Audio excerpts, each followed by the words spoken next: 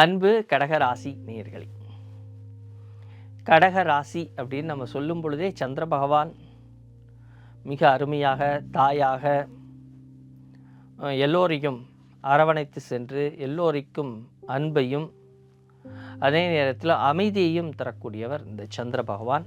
சந்திர பகவான் இந்த வருடத்தின் பிறக்கும் பொழுதே சதய நட்சத்திரம் ராகுனுடைய நட்சத்திரத்தில் வீற்றிருக்கிறார். அதே நேரத்தில் ராகு பகவானுடன் இணைந்திருக்கிறார். சந்திர பகவான் கேது பகவானை பார்வையிடுகிறார்.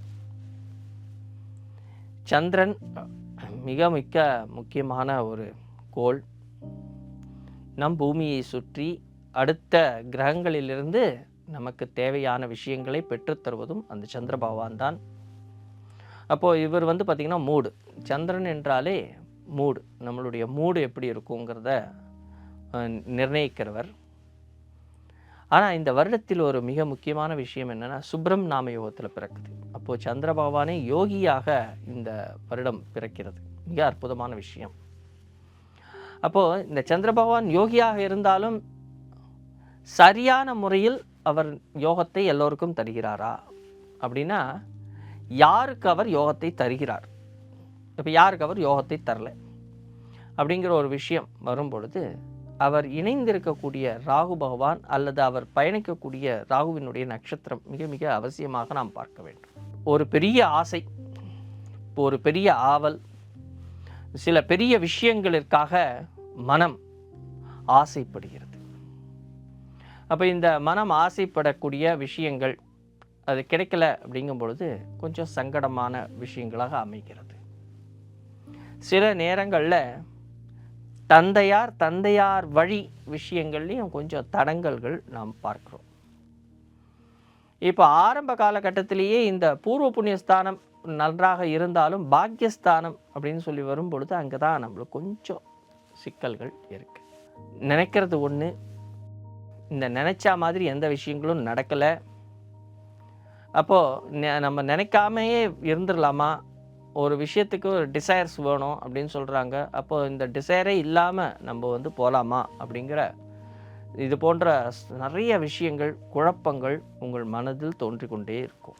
மிக முக்கியமான ஒரு விஷயம் என்ன அப்படின்னா, எதையும் எதிர்பார்த்து செய்யாதீர்கள்.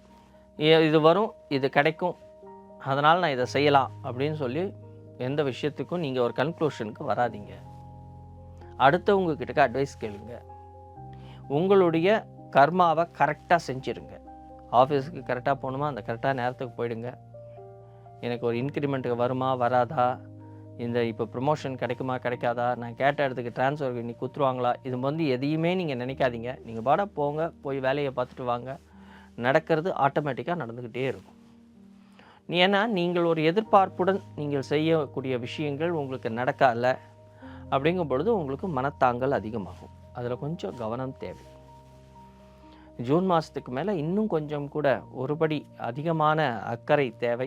எந்த விஷயத்தில் உங்களுக்கு அக்கறை வேணும் அப்படின்னா, உங்களை நீங்கள் பதப்படுத்தி கொள்ள வேண்டிய விஷயங்கள் என்னென்னா, முக்கியமாக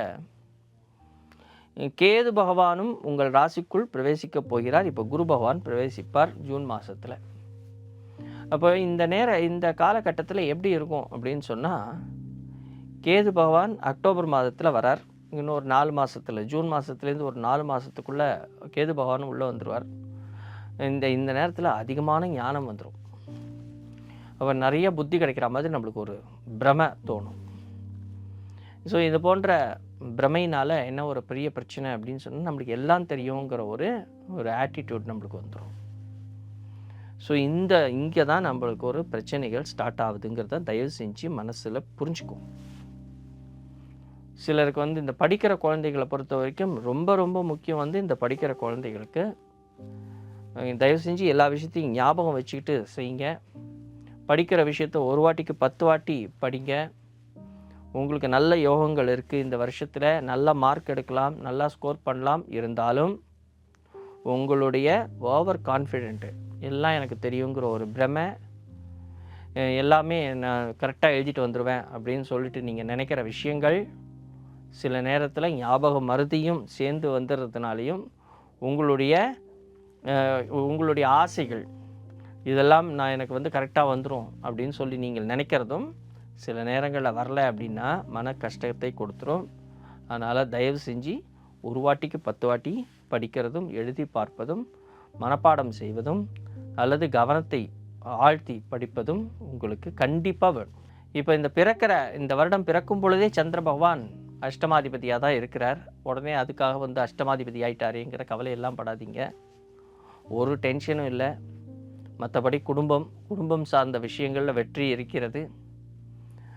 சிலருக்கு வந்து காதல் கை கொடுக்கும். திருமணம் சார்ந்த விஷயங்களில் ஒரு வெற்றி கிடைக்கும்.